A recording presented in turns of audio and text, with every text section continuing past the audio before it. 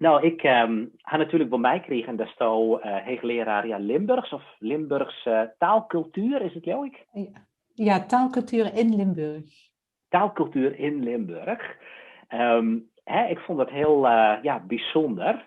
Kun je eens wat vertellen over wat die werk precies inhoudt?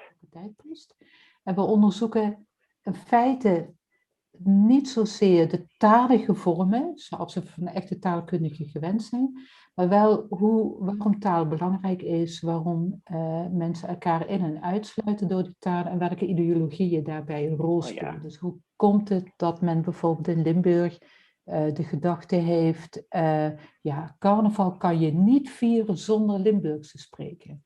Dat kan niet. Maar waarom is dat? Waar komt die gedachte vandaan? Want het is natuurlijk een idee. Je kan natuurlijk prima carnaval vieren zonder Nederland. Gek genoeg, het gebeurt.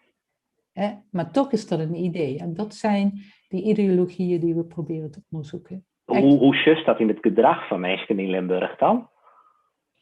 Nou, bijvoorbeeld als stel je wil lid worden van een georganiseerde carnavalsvereniging. Dus je hebt eigenlijk, laten we zeggen, ruwweg 2 manieren om carnaval te vieren. Je kan lekker in je eentje of met je vrienden op stap. Dat is het ongeorganiseerde carnaval. En je hebt het georganiseerde carnaval. Dat is echt met de Raad van Elf, de prins die uitgeroepen wordt, weken van tevoren al voorbereiding. En daar wordt toch echt gezegd, ja, je kan alleen maar lid worden van de Raad van Elf als je dialect spreekt. Of je kan alleen maar met het liedjesconcours meedoen wanneer het een liedje in het dialect is. Er wordt een carnavalskrant uitgebracht, maar dat zijn allemaal teksten in het dialect. Er zijn dialectmissen met afschoensdag, allemaal in het dialect. Dus dan zie je opeens dat het Limburgs een enorme grote rol speelt. Terwijl net over de grens, daar komen dus Belgisch Limburgs in. Daar vindt eigenlijk voor een groot deel in het Nederlands plaats. Just dan echt dat mensen die net uit Limburg komen of die net in het Limburgs Grutbrocht binnen, dat die toch dat reserveren van dat domein echt de stap zetten om zelf Limburgs te leren? Het gekke is van het Limburgse veld, dat vind ik heel wonderlijk. En ik heb hard gewerkt om dat te veranderen. Je kan dat Limburgs niet leren als een tweede taalspreker. Dat is dus heel anders, denk ik, dan voor het Fries. Je hebt een gestandaardiseerd Fries wat je kan leren. Ja. Maar de Limburgse dialectverenigingen zijn allemaal bezig geweest met het schrijven van het Limburgs. Dus je kan wel Limburgs leren schrijven voor bepaalde dialecten in Limburg, maar niet spreken. En dat is gek. Dus dat dialect of dat Limburgs wordt niet in verband gebracht als een taal die je als tweede taal zou kunnen leren. Ja. En daar heb ik dus lang aan gewerkt en de leerstoel is nu 11 jaar. En nu hebben we samen met de Neder-Saxe levende talen Limburgs opgericht en ook Neder-Saxisch. En binnen die levende talen sectie zijn we nu heel erg hard bezig om Limburgs als tweede taal aan te bieden, maar dan als spreektaal. En luistervaardigheid en spreekvaardigheid. Ja. Ja. Ja. Dus dat zijn nieuwe domeinen voor het Limburgs. En ik heb heel veel lezingen gegeven voor allerlei verenigingen. En daar zitten natuurlijk altijd mensen in die van elders komen. En die mij ook zo vaak gezegd hebben van, goh, ik zou zo graag Limburgs willen leren, maar ik weet niet waar. En als ik het met de buurvrouw doe, op het moment dat ze mijn accent hoort, is het meteen al Nederlands. Maar ja, het is hier wel volle gebroekelijker. Je haast in Friesland haast om de per je een taaltelling. En die cijfers die binnen ijs al een paar decennia vrij constant. Ongeveer een kwart van de bevolking praat geen Friesk. Dan haast ongeveer de helft van de bevolking en die praat het Fries als eerste taal. En dan haast nog een kwart oer die het Fries als tweede taal of als vreemde taal leert had. En dat vinden mensen net heel gek. Of dat is vrij gewoon. En zo gauw als het dat in Fries praat, dan praat ik Fries mij. Ja, en dat is binnen het Limburgse toch echt anders. Dus er wordt wel Limburgs geleerd als tweede taal, maar dan doe je dat op kindleeftijd. Dus buiten spelen met je vriendjes. En hoe is dat dan als die uit Heerlen en hier uit Maastricht elkaar zien komen? Praten ze dan haar eigen dialect of gaan ze dan oer op het Nederlands of op een regiolect? Ja, dat is afhankelijk van waar je vandaan komt in Limburg. Dus spreek je Kerkraads, wat toch echt een Ripuarisch dialect is. De Kerkraden zeggen allemaal nee, wij gaan helemaal opschuiven naar het dialect van de ander. Dus ook als je Heerlen spreekt en je gaat naar Maastricht toe, of je spreekt een Maastrichtenaar, dan zou je je aanpassen aan een Maastrichtenaar. Je mag toch goed zeggen dat Maastrichts over het algemeen Roermonds wat meer gewaardeerd worden in het zuiden. En voor Noord-Limburg heeft het weer zijn hele eigen waardering. Dus de mensen gaan ook op die manier naar elkaar toe bewegen talig. Maar ik denk dat een Maastrichtenaar zich nooit hoeft aan te passen aan een andere dialectspreker. Oh ja. Zoiets. Ja, nee, dat ontbreekt in Friesland helemaal. En dat komt denk ik echt doordat de steden in Friesland net Friestalig binnen. Dus daar is alleen nog maar platteland dat met elkaar concurreert. Ja. Maar hoe gebeurt het dan? Ja, hoe gebeurt het dan in Friesland? Dus stel dat je komt van dorp X en je praat met iemand van dorp Y die echt veel verder weg woont. Echt een klei- en zandgebied, laat ik zoiets zeggen. In principe praat iedereen zijn eigen dialect. Behalve als je wist dat bepaalde woorden broekst die het heel specifiek binnen van die streek, dan past hij een beetje aan. En dat gebeurt vooral met de sprekers van het Zuidwesthoeks. Dat is het gekste dialect, dat het meeste afwijkt van de oorentreien. Die passen haar het meeste aan, als ze dat kennen. Maar de oren die houden in principe gewoon vast aan haar eigen manier van praten. Ik denk net dat ik oors praten zo met iemand uit Balk als met iemand uit Dokkum. Ja, dat is dan toch wat anders. Grappig. En Noord- en Zuid-Limburg zijn dus wat taalcultuur aangeeft verschillend. Ja, absoluut. Ja. Dus kijk, Limburg is natuurlijk een gekke provincie, want het is een hele langgerekte provincie. Als je met de trein gaat en je bent in Eindhoven, dan denk je bijna dat je in Maastricht bent, maar dan is het nog een uur. En je gaat nog een uur met de Intercity door Limburg heen voordat je in Maastricht bent. Ad Knotter, een historicus die altijd onderzoek heeft gedaan naar de sociale, economische geschiedenis van Limburg, die heeft nou al diverse malen gepubliceerd over dat Limburg zich in drie gedeeltes opdeelt. Het zuiden, een stukje neutraal gebied, dat is het middengedeelte, en dan heb je Noord-Limburg.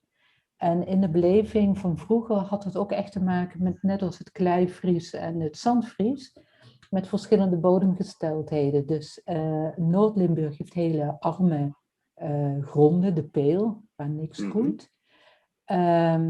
Waar ook het idee is van de mensen die daar wonen, generaties lang, ja, hier moeten we echt hard werken.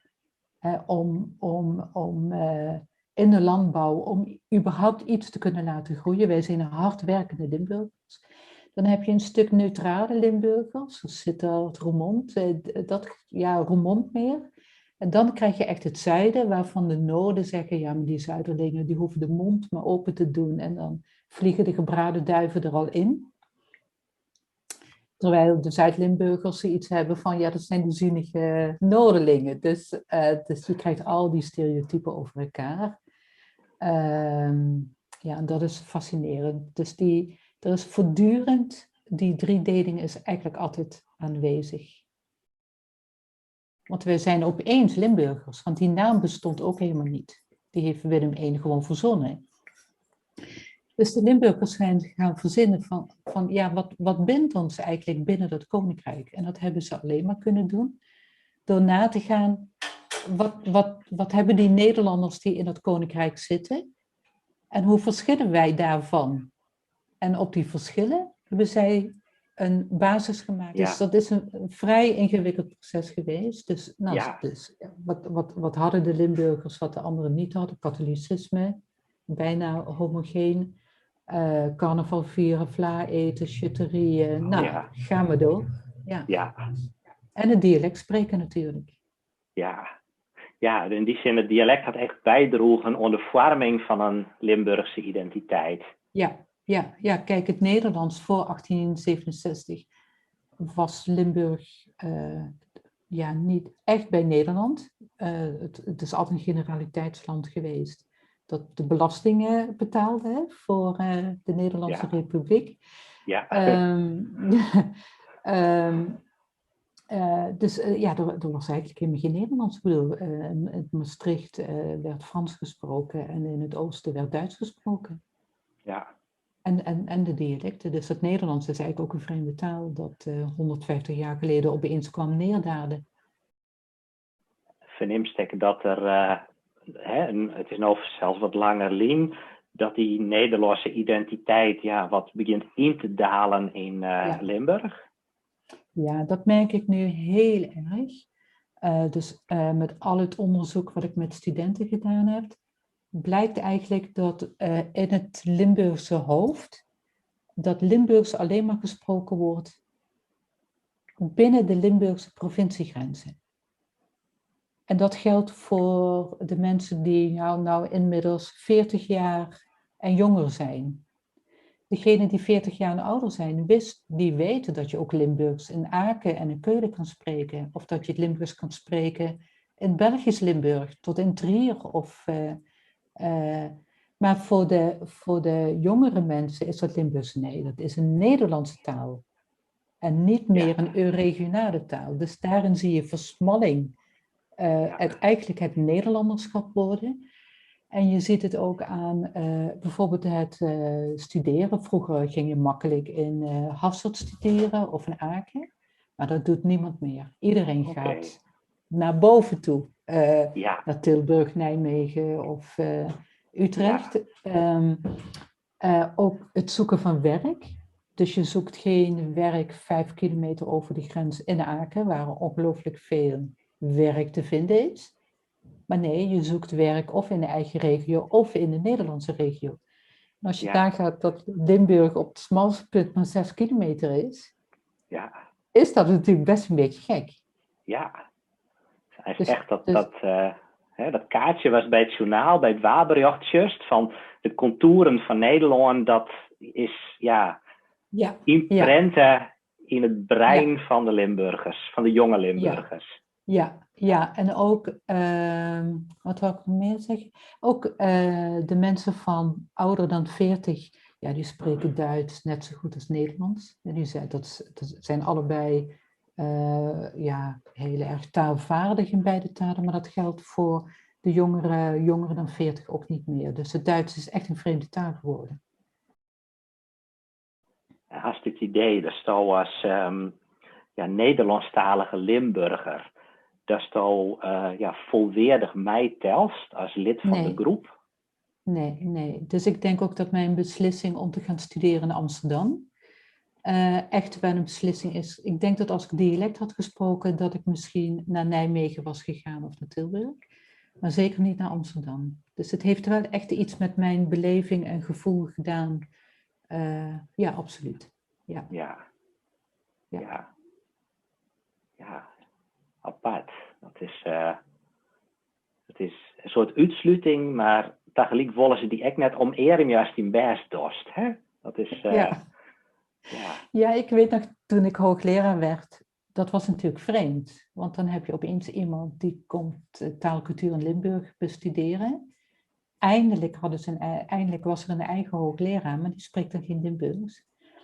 En toen heb ik wel eens aan de Limburgs gevraagd, ja, maar welk dialect stel dat je nou een hoogleraar zou mogen kiezen, wat voor Limburgs had hij dan volgens jou het beste kunnen spreken? En dat is natuurlijk een hele moeilijke vraag, want Heerlens, nee. Kerkraats, nee. Misschien Roermond of misschien Maastricht. Venlo's, nee. Dus ook daar zitten allerlei gradaties in van welk soort Limburgs moet dan zo'n hoogleraar spreken. Dus misschien ben ik in dat opzicht dan wel heel erg neutraal. Dat is ook mooi. Ja. Het is wel leuk dat je dat zei, want ik ga echt precies hetzelfde zijn doe ik in het Zeelterloon begoen. Voor de Oldenburgische Landschaft. Ik bedoel, er weer een vacature, ik ga daarop reageerd en ik ben oornaam. Maar de vragen die ik heel tijd krijg is van, ja, is het dan net gek dat ze net een Zilterlander beneemt haar? Die de taal natuurlijk praat. Ik bedoel, ik ben hem aan het leren en ik kan het prima verstaan. Ik kom er al heel lang. Maar ik ben zelfs nog net een vloeiende prater. En ik denk altijd van, dat had nadelen, maar dat had ik het voordeel dat het mijn soort frisse blik komst. Ja, absoluut. Oh, je kent het gevoel dus, ja. Ja, zeker. Ik had vaak de uitdrukking, ik hoef het niet meer te doen hoor, want ondertussen is iedereen vertrouwd natuurlijk met mijn verschijning. Maar ik had in het begin wel vaak, je hoeft ook geen zwak hart te hebben als je hartchirurg bent. Maakte ik die opmerking dan altijd maar. En dat is natuurlijk ook zo. Dat is een mooie. Je kan het prima bestuderen en er hart voor hebben, ook al spreek je het zelf niet. Want ik heb er wel duidelijk, ik merk wel dat ik echt met het Limburgs begaan ben. Ja. Net zo goed als voor het Neder-Saxisch en het Fries. Omdat ik dus zelf eigenlijk met een spooktaal ben grootgebracht. Ik zal ze lichtje aan doen. Heb ik wel een zwak hart voor die minderheidstalen. Laat ik het zo zeggen. Vooral de sprekers daarvan. Ja. Had dat die acceptatie ek grutter maken dienst? Bist er nou een van de mensen die het opkomen voor het Limburgs in de eigen van de gewone spreker? Ja, dat denk ik wel. Ik denk wel dat ze me... Ik krijg soms zelfs... en dat is dan negatief bedoeld. Bijvoorbeeld van collega's krijg ik dan te horen dat ik een activist ben. Zo zie ik mezelf helemaal niet. Maar blijkbaar als je iedere keer toch het belang van die minderheidstaal, als je daarop wijst, dat het voor de mensen echt waarde heeft, dat het belangrijk is om je veilig te voelen daar waar je woont en dat het onderdeel is van de gemeenschapsvorming. Dan is dat blijkbaar activistisch. Terwijl ik denk, god, zo denken we toch ook allemaal over ons Nederlands. Vinden we toch ook, je kan het toch zo schaalvergroting kijken naar onze ideeën over Engels-Nederlands contact wat we hier hebben. Dan voelt iedereen toch ook al op zijn klompen aan dat het Engels, dat je dan in dat Nederlands je juist heel veilig voelt en dat je dat wil kunnen blijven spreken. Ja. Dus dat ben je toch geen activist, lijkt me. Maar goed, Nee, het is een bekende.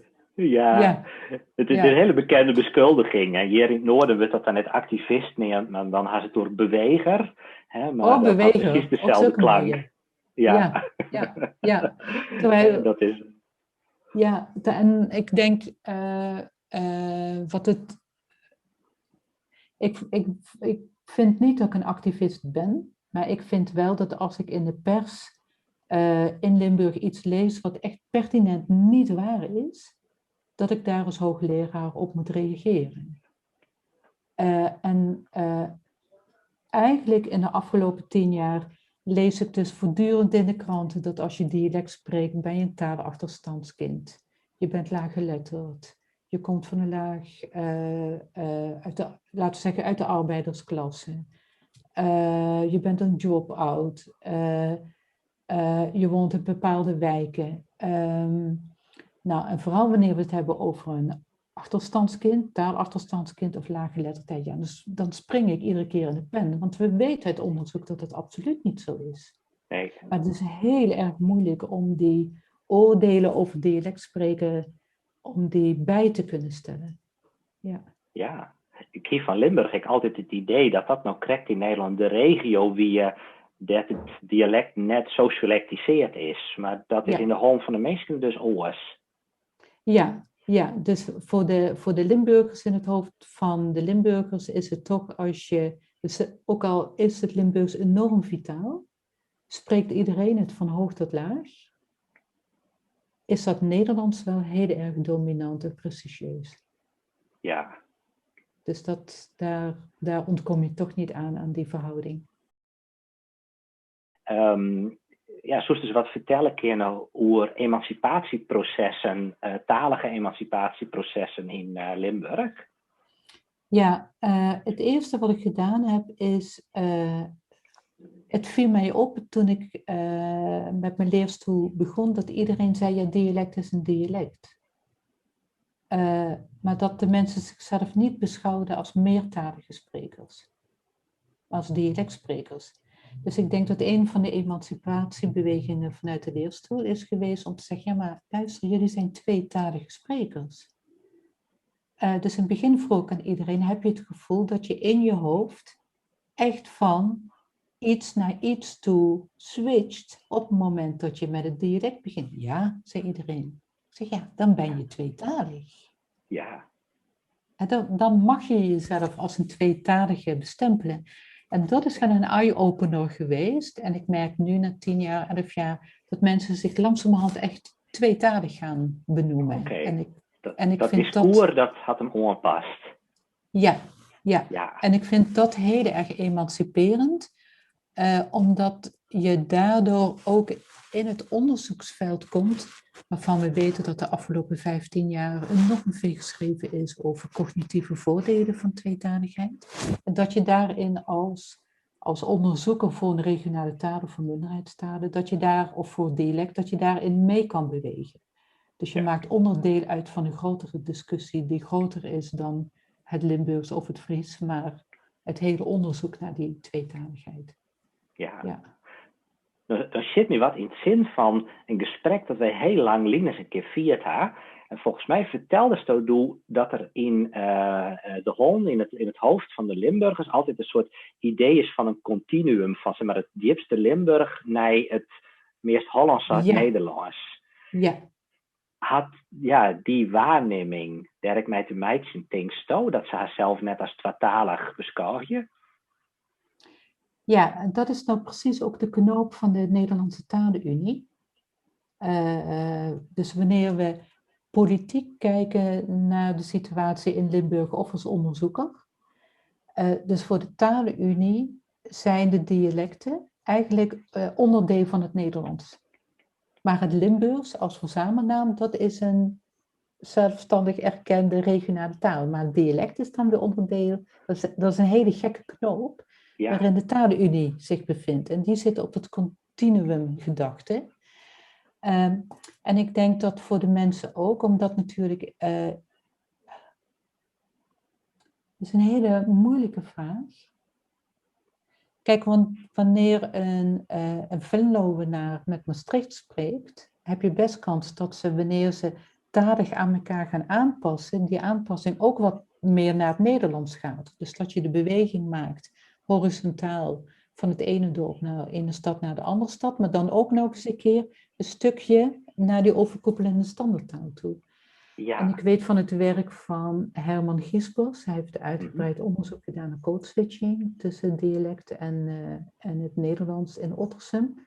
Dat heel veel mensen het gevoel hebben dat ze Nederlands vermengd spreken met Limburgs. Dus voor de Limburger is het idee van we zijn tweetalig, maar ze zijn wel in de praktijk, laten ze voortdurend zien dat ze voortdurend in staat zijn om tussen die twee variëteiten te switchen binnen een gesprek of binnen een topic. En ik heb met Lisbeth Jongbloed onderzoek gedaan op tweets, op het Fries en op de Limburgse tweets. Het was wel heel erg interessant, want die Friese tweets, als er geschreven wordt in het Fries, is het over het algemeen ook een eentalige code. Dus je begint in het Fries en je gaat in het Fries door in je tweet. Ja. Dat is in het Limburgs niet. Dus je zegt goedemorgen in het Limburgs in je tweet en dan ga je door op het Nederlands. Ja. Dus je vlekt steeds Limburgse elementen erin. Maar een hele uiting volledig in het Limburgs is veel zeldzamer dan in het Fries. Ik kijk echt wel met jaloerse ogen naar Friesland. Omdat uit het onderzoek van mijn studenten blijkt uit de Peterspeelzaal, is dat de kleintjes die uit dialect sprekende gezinnen komen, op het moment dat ze naar de Peterspeelzaal gaan, stoppen ze met het spreken van dialect niet alleen op de Peterspeelzaal, maar ook nog eens thuis. Dus de ouders en de grootouders blijven wel doorspreken in het dialect, maar het kindje heeft vanaf 2 resoluut de beslissing genomen om alleen nog maar Nederlands terug te spreken. En ik probeer dus al een hele tijd een taalbeleid op te zetten om te kijken van hoe kunnen we daar verandering in aanbrengen. En ik zou dus heel graag het Friese model willen zien. Dus op sommige peuterspeelzalen is in Friesland het model dat er 2, ja, zeggen we, leidsters voor de groep staan. Eentje die consequent Fries spreekt en de andere consequent Nederlands. Ja. Nou, ik wou dat we dat konden invoeren in Limburg. Ja. Dus ik hoop dat te realiseren, maar ik weet niet of het lukt. Ja. Ja. Nee, dat is een heel goed idee. Dat lijkt het me wat veel te lang beziekjes dat model echt te broeken. Alleen dan hebben ze vaak te min leersters. Ja. Dus dat is een probleem. Maar daar zijn we in Limburg net zo gauw last van had, denk ik. Er zijn genoeg mensen die dialect praten. Ja, nee, er zijn er meer dan genoeg. Dus, Wat is eigenlijk de rol van het Limburgs op de universiteit? Zijn informele contacten? Wordt dat daar een protte broekt? Of, de Universiteit Maastricht is een ongelooflijk talenlaboratorium. Dus wanneer je naar de staf kijkt, dus degene die onderwijs geven, de onderzoekers en ja, alle andere medewerkers van de bibliotheken, van de secretariaten, de schoonmakers. Dus wanneer je daarnaar kijkt, dan bestaan er maar 2 talen in Maastricht. Dat is en het dialect en het Engels. ja. En geen Nederlands. Nederlands is er eigenlijk niet. Het is of Engels of dialect.